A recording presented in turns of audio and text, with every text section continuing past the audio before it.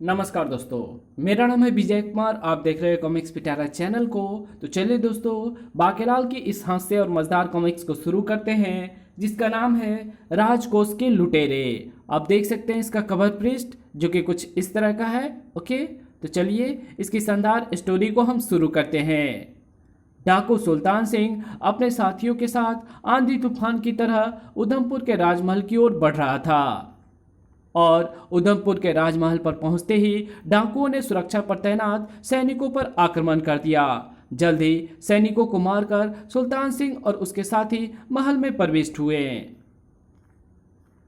और फिर कुछ ही देर में राज्य के कोषागार में साथियों, लूट लो सारा राजकोष, जल्दी करो। राज्य के दूसरे सैनिकों के आने से पहले हम निकल जाना चाहते हैं। जिस आंधी तूफान की तरह सुल्तान सिंह ने आक्रमण किया था, उसी तरह खजाना लूटकर वो चला गया। और जब इस घटना की खबर उधमपुर के राजा उधम सिंह को मिली तो गुस्से में आग बबूला हो उठा। क्या बकते हो महामंत्री, ऐसा कैसे हो सकता है? एक डाकू और राजमहल में अंदर घुसकर सारे राजकोष को लूट कर ले गया और हमारे सुरक्षा सैनिक कुछ ना कर सके। उधमपुर की विशाल सेना कुछ ना कर सकी।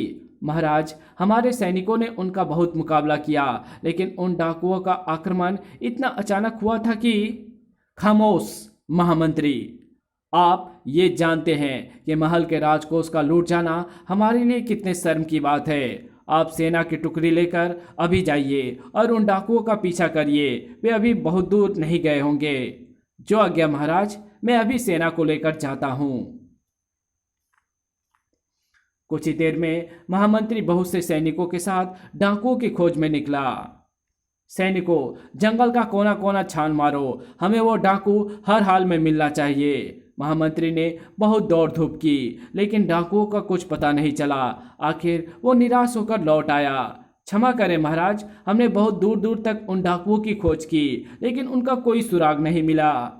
ओह महामंत्री, नगर में ये घोषणा कर दो, जो कोई भी डाकू को पकड़वाएगा उसे 10,000 स्वर्ण मुद्राएं पुरस्कार में दी जाएगी। और फिर अगले दिन पूरे राज्य में चौराहे पर यह सूचना लिखी हुई थी। आवश्यक सूचना, खजाना लूटने वाले डाकुओं को पकड़वाने वाले व्यक्ति को 10,000 स्वर्ण मुद्राएं पुरस्कार में दी जाएगी। डाकू 10,000 स्वर्ण मुद्राएं। इस घटना के लगभग एक माह बाद, साथियों, वो सामने हमारी मंजिल है। रूपनगर के राजा के पास बहुत भारी राजकोष है। आगे बढ़ो और लूट लो सारा राजकोष। जय भवानी, जय भवानी। और इससे पहले कि वहां सुरक्षा कर रहे सैनिक कुछ समझ पाते, मारो मारो, बचाओ, डाकुओं ने उन्हें पलक झपकते ही मार गिराया और फिर कुछ ही देर में सारा राजकोष लूटकर डाकू सुल्तान सिंह वहां से निकल गया। सारा राजकोष अब हमारा है। दूसरे दिन ही रूपनगर में राजा रूप सिंह की ओर से डाकुओं को पकड़ने की घोषणा की जा रही थी। नगरवासियों, डाकू सुल्तान सिंह और उसके साथियों को जो कोई जिंदा या मुर्दा बंदी बनाकर लाएगा, उसे राजा की ओर से 20,000 स्वर्ण मुद्राएं इनाम में दी जाएगी। उधर रूपनगर में घोषणा की जा रही थी, इधर शक्तिनगर में सुल्तान सिंह आक्रमण कर रहा था। साथियों, माँ भवानी हमारे साथ है, विजय हमारी ही होगी। साहस से आगे बढ़ो और सारा राजकोष लूट लो। जय भवानी। आ खच। कुछ ही देर में शक्तिनगर का राजकोष भी लूट चुका था और इसी तरह कुछ ही दिनों में सुल्तान सिंह आसपास के अनेक राज्यों के राजकोष लूट चुका था। राजाओं ने उससे बचने की बहुत कोशिश की, लेकिन किसी को सफलता नहीं मिली। सुल्तान सिंह का आतंक इतना बढ़ चुका था कि उसका आक्रमण देखकर सैनिक उसका मुकाबला करने के बजाय अपनी जान बचाने की कोशिश करने लगते थे। जय भवानी, जय भवानी। भागो, सुल्तान आ गया, भागो भागो। उधर विशालगढ़ के राजमहल में बाकेलाल राज अतिथि के रूप में ठाठ के दिन गुजार रहा था। बाकेलाल को बचपन से ही शिव का ऐसा वरदान प्राप्त था कि वो किसी को नुकसान पहुंचाने के लिए कोई शरारत करता था तो उसका नुकसान होने के बजाय उल्टा लाभ हो जाता था और इससे बाकेलाल का सम्मान भी अधिक बढ़ जाता था। शिव के इस वरदान ने ही बाकेलाल को विशालगढ़ के राजा विक्रम सिंह के महल में पहुंचा दिया था।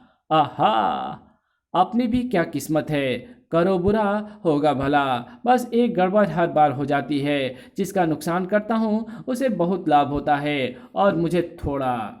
लेकिन इस बार कोई ऐसा चक्कर चलाऊंगा कि योजना की टांग भी ना टूटेगी और मैं मालामाल हो जाऊंगा। बस मौका मिलने की देर है।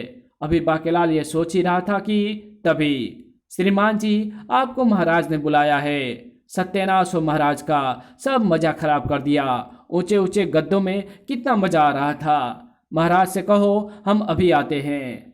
जब बाकेलाल राजा विक्रम सिंह के पास पहुंचा, आओ बाकेलाल, हम तुम्हें ही याद कर रहे थे।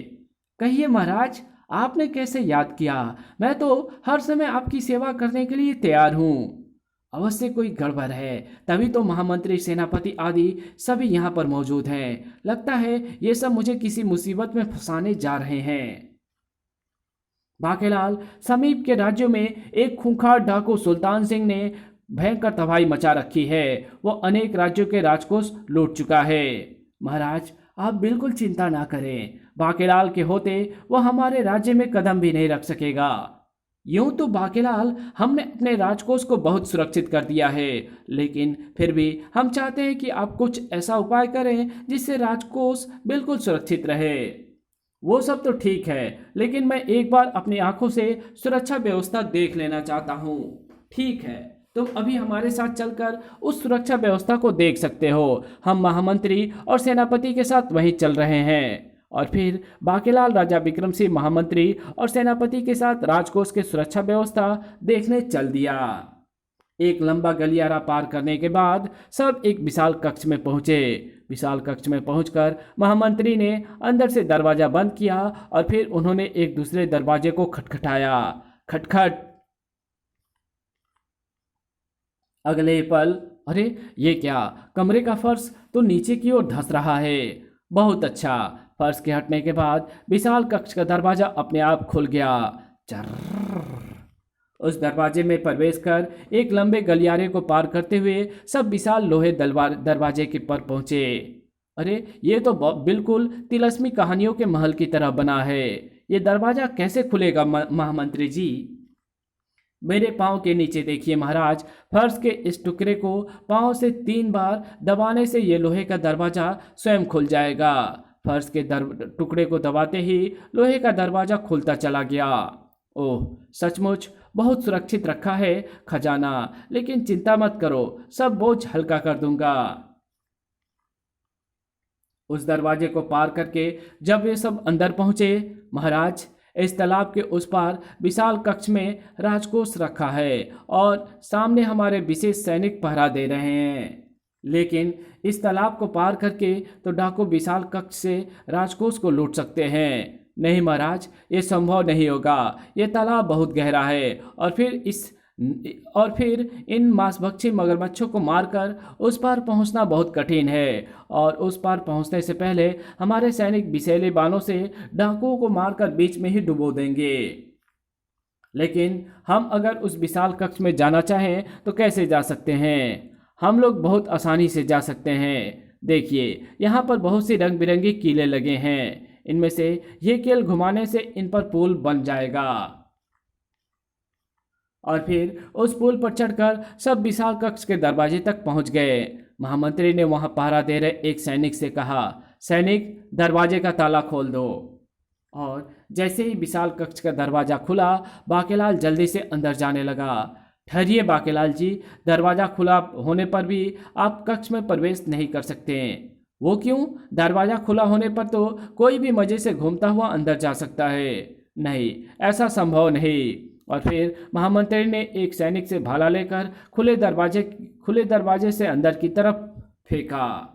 भाला अभी हवा में ही था कि आग की लपटें उसकी ओर बढ़ी। बाल बच गया, नहीं तो अभी राम नाम सत्य हो जाता और कुछ पलों में भाला जलकर भस्म हो गया। और फिर दरवाजे पर लगी एक कील को घुमाकर महामंत्री ने विशाल कक्ष में प्रवेश किया। अंदर जाते ही पूरा कक्ष रोशनी से चमक उठा। महाराज, ये सब सुरक्षा व्यवस्था हमारे राजगुरु सिद्धनाथ ने अपनी तिलस्मी विद्या से की है। सचमुच यहाँ तो हमारा राजकोष पूरी तरह सुरक्षित रहेगा। आहा, इतना विशाल राजकोष, एक बार मैं सारा राजकोष ले जाने में सफल हो जाऊं, फिर देखना मेरी 7 पीढ़ियों मौज से रहेंगी। बाकीलाल, क्या सोच रहे हो? तुमने इस सुरक्षा व्यवस्था के बारे में कुछ नहीं कहा? कुछ नहीं महाराज, सुरक्षा व्यवस्था बहुत अच्छी है। और फिर सब वापस लौट चले, लेकिन बाकीलाल कुछ और ही सोच रहा था। इस सारी सुरक्षा व्यवस्था की ऐसी तैसी ना कर दी तो मेरा नाम भी बाकीलाल नहीं। उधर दिन प्रतिदिन डाकुल सुल्तान सिंह का प्रकोप बढ़ता ही जा रहा था। दूर दूर के राजा, राज्यों के राजा उसके नाम से भयभीत होने लगे थे। एक दिन अमरपुर में, सेनापति जी, सुल्तान सिंह कभी भी हमारे महल पर आक्रमण कर सकता है। तुमने राजकोष की सुरक्षा के लिए क्या प्रबंध किए हैं? महाराज, मैंने एक ऐसा काम किया है कि अगर सुल्तान सिंह राजकोष वाले भवन की ओर बढ़ा तो भी वो स्वयं हमारे जाल में फंस जाएगा। तुमने ऐसा क्या किया सेनापति? महाराज, मैंने राजकोष वाले भवन के पास गहरी खाई खुदवा कर उस पर घास फूस बिछवा दी है। डाकू उस खाई में गिरकर घायल हो जाएंगे और हम उन्हें आसानी से पकड़ लेंगे। कुछ ही दिन बीते थे कि एक दिन सुल्तान सिंह ने अमरपुर के राजकोष को लूटने के लिए राजमहल पर आक्रमण कर दिया। साथियों, टूट पड़ो इन सैनिकों पर, कुछ ही देर में सारा राजकोष हमारे हाथ में होगा। फिर कुछ ही देर में सुल्तान सिंह ने द्वार पर खड़े सैनिकों को मारकर राजमहल में प्रवेश किया। लेकिन जब ये सब राजकोष के भवन के पास पहुंचे, क्या बात है लाखन सिंह, राजकोष के भवन के पास मुट्ठी भर सैनिक? अवश्य ही राजा ने राजकोष की सुरक्षा का कोई विशेष प्रबंध किया है। सरदार, भवन पर सीधे आक्रमण करने के बजाय हमें एक दो साथियों को वहां भेजना चाहिए ताकि शत्रु की चाल का पता चल सके। और फिर सुल्तान सिंह ने 2 साथियों को आगे जाने के लिए कहा। वे दोनों अभी भवन की ओर बढ़े ही थे कि ओह बचाओ, ओह, तो ये है इनका सुरक्षा प्रबंध। लाखन सिंह, हम भवन के पीछे की ओर से हमला करके राजकोष लूटेंगे। और फिर सुल्तान सिंह ने भवन के पीछे की ओर से जबरदस्त हमला कर दिया। कुछ ही देर बाद वे अमरपुर का सारा राजकोष लूट कर ले गए। जंगल के बीच बने अपने गुप्त अड्डों पर पहुंचकर सुल्तान सिंह ने हर बार की तरह लूट के माल का बंटवारा कर दिया। साथियों, लूट के माल के 3 हिस्से मेरे और 1 हिस्सा तुम्हारा। अब एक हिस्सा में से तुम सब आपस में बांट लो। ओह, लूट के बंटवारे में फिर बेईमानी। सरदार ने 3 हिस्से ले लिए।